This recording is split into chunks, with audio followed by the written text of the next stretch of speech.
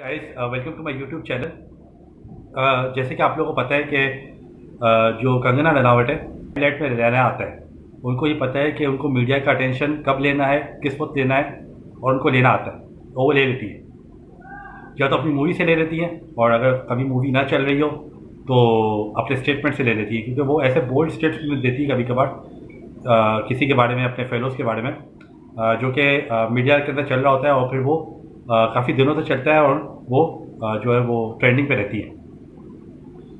अभी कुछ दिनों पहले रणदीप हुडा जो कि बॉलीवुड के एक्टर हैं, उन्होंने कंगना के साथ भी काम किया हुआ है और उन्होंने आलिया भट्ट के साथ भी काम किया हुआ है। तो एक्चुअली उन्होंने उनसे पूछा गया कि नेपोटिज्म के बारे में एक पॉडकास्ट के अंदर, कि जो है वो नेपोटिज्म के बारे में आप क्या कहते हैं, और कंगना जो है वो आलिया भट्ट पे नेपोटिज्म का जो इल्ज़ाम लगाती हैं कि वो नेपोटिज्म है। अभी गली बॉय की जो मूवी थी आलिया भट्ट की, वो भी कंगना ने कहा कि एक मीडियोकर लेवल की एक्टिंग थी, एक अच्छी एक्टिंग नहीं कंसिडर करनी चाहिए इसको।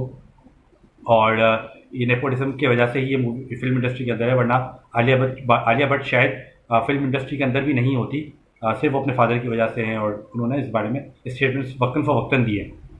तो रणदीप हुड्डा से पूछा गया तो रणदीप हुड्डा ने इसको डिनाई किया और उसको बोला कि ऐसा नहीं है। आलिया भट्ट के साथ मैंने हाईवे मूवी की है, and she is very hard working. उन्होंने हार्ड वर्क किया है, उन्होंने अपनी जो जगह बनाई है इंडस्ट्री के अंदर वो अपनी हार्ड वर्क से भी बनाई है। ठीक है, थोड़ा बहुत फैक्टर होगा, नो डाउट, बट अपनी जो जगह उन्होंने बनाई है और जो अपनी एक लेगेसी छोड़ रही है वो इंडस्ट्री के अंदर, वो अपनी एक्टिंग की वजह से और अपने काम की वजह से छोड़ रही है। नेपोटिज्म का ऐसे कोई ताल्लुक नहीं है, और उनको जो टारगेट किया जा रहा है कंगना की तरफ से या और जो एक्ट्रेसेस की तरफ से, वो गलत किया जा रहा है, अनफेयरली किया जा रहा है। ऐसा नहीं होना चाहिए, because she is one of the good actors with whom he has work, और काफ़ी कुछ उनको सीखने को मिला है। तो इसका मतलब ये है कि जो रणदीप हुड्डा ने इनडायरेक्टली बोला जाए तो कंगना रनावट पे ये बता दिया है कि आपका जो इल्ज़ाम है आलिया भट्ट पे वो गलत है, और उसमें किसी किस्म की जो है वो सदाकत नहीं है। हालांकि अगर मैं अपना पॉइंट ऑफ व्यू दूँ अपना, तो भी ये वाली बात तो बिल्कुल सही है, क्योंकि ठीक है, अगर वो नेपोटिज्म के अंदर से अंदर एंट्री कर भी ली है आलिया भट्ट ने, ठीक है, कर ली होगी, ज़ाहिर है, पहली मूवी दूसरी मूवी शायद जो स्टूडेंट ऑफ द ईयर थी, फर्स्ट मूवी जो करण जौहर के बैनर पे थी, वो आलिया भट्ट को शायद उनके फादर की वजह से मिल गई हो या स्टार किड होने की वजह से मिल गई हो। लेकिन उनके उसके बाद जो उन्होंने मूवीज़ की हैं, और गंगूबाई में अगर देखें हम, इसके अलावा हाईवे में अगर देखें, उन्होंने बहुत जानदार एक्टिंग की है। ऐसी एक्टिंग और ऐसी एक्ट्रेसेस बहुत कम है अभी इस वक्त बॉलीवुड के अंदर। तो ऐसा नहीं है कि उन्होंने बिल्कुल नेपोटिज्म से ही अपना काम चला रही है, ऐसा नहीं है।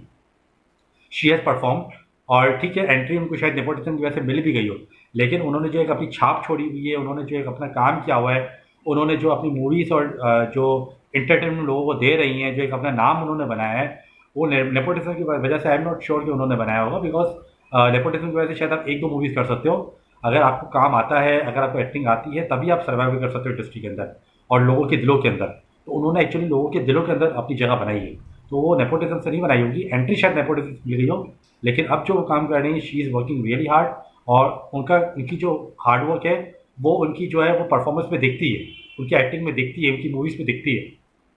तो ये कहना कि नेपोटिज्म है, I don't believe in this statement. हाँ, एंट्री शायद हो गई हो, बट ऐसा अभी नहीं है। She is working really well, और मैं भी खुद उनकी मूवीज़ को बहुत एंजॉय करता हूँ, और बहुत उन्होंने अच्छे से अच्छी मूवीज़ जो है बॉलीवुड के अंदर दी हैं, लोगों को एंटरटेन करने के लिए दी हैं।